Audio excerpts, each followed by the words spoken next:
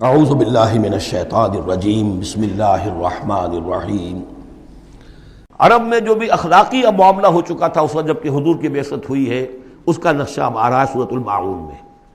یعنی یہ کہ ایسا نہیں تھا کہ سرے سے ان کے ہاں کوئی ویلیوز رہی نہ ہو، لیکن یہ کہ تلپٹ ہو جاتی ہیں ویلیوز، اور یہ کہ کچھ چیزیں ہوتی ہیں کہ جن کی حقیقت نہیں رہتی، صرف ان کی رسم رہ جاتی ہے۔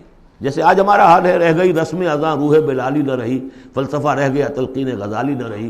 تو ان کے ہاں بھی یہ آ چکا تھا کہ اب وہ چونکہ جزا و سزا کے تصور سے محروم ہو چکے تھے، لہذا ارأیت الذی یکذب بالدین، کیا تم نے دیکھا اس شخص کو جو جزا و سزا کا انکاری ہے؟ کوئی جزا سزا نہیں، کوئی باعث بعد الموت نہیں، ان ہی الا حیاتنا الدنیا نموت و نحیا وما یہلکنا الا الدار۔ اس دنیا کی زندگی کے سوا کوئی زندگی نہیں، ہم خود مرتے ہیں خود جیتے ہیں، اور ہلاک کرنے والی شے گردش افلاک کے سوا اور کوئی نہیں، ہم کوئی خدا کو نہیں مانتے۔ ایسے لوگ بھی تھے ان میں۔ ظاہر بات ہے کہ اس شخص کا کردار کیسا ہو جائے گا جو جزا و سزا کا منکر ہے؟ وہ تو یہی ہوگا بابر میں عیش کوش کہ عالم دوبارہ نہیں اس طرح۔ جب کوئی اور زندگی دوبارہ ہے ہی نہیں، یہی زندگی ہے، کھاؤ پیو عیش کرو، جہاں ہاتھ پڑ سکتا ہو ڈالو، جو چیز حاصل کر سکتے ہو کر لو، کیوں جھجک رہے ہو کہ یہ برا ہے اور یہ اچھا ہے اور یہ جائز ہے اور یہ ناجائز ہے؟ پھر تو طریقہ یہی ہوگا۔ تو وہ کردار کیا بنتا ہے اگر جزا و سزا کا انکاری ہوگا انسان، تو کردار کیا بنے گا؟ فَذَلِكَ الَّذِي يَدُعُّ الْيَتِيمَ، وہی ہے کہ جو یتیم کو دھکے دیتا ہے۔ کیوں کھلائے یتیم کو؟ کون سا فائدہ ہے اسے اس سے؟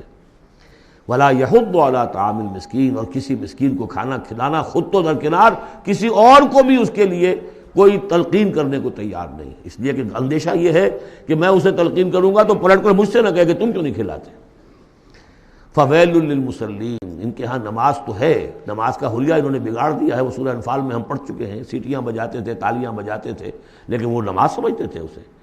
وہ طواف کرتے تھے خانہ کعبہ کا، اور اس میں سب سے اونچا طواف سمجھتے تھے اس کو کہ مادر ذات برہنہ ہو کر طواف کیا جائے۔ یہ سارے تکلفات ختم کر کے، اور بالکل جیسے دنیا میں آئے تھے، اللہ نے جب ہمیں بھیجا تھا تو اللہ کے گھر میں آئیں تو اسی طریقے سے آئیں جیسا کہ اللہ نے دنیا میں ہمیں بھیجا۔ اب ان کے یہ تصورات تھے۔ فَوَيْلٌ لِّلْمُصَلِّينَ الَّذِينَ هُمْ عَنْ صَلَاتِهِمْ سَاهُونَ، تو تباہی ہے، ہلاکت ہے، بربادی ہے ان نماز پڑھنے والوں کے لیے جو اپنی نمازوں سے غافل ہیں۔ اس کی روح ختم ہو چکی ہے، شکلیں بھی بدل دی گئی ہیں۔ ہمارے ہاں اللہ کا شکر ہے اس امت میں شکل نہیں بدلی ہے۔ صلو کما رأیتمونی اصلی، اللہ کا فضل ہے، اس طرح کی بدعات وہاں ہمارے ہاں نہیں ہے۔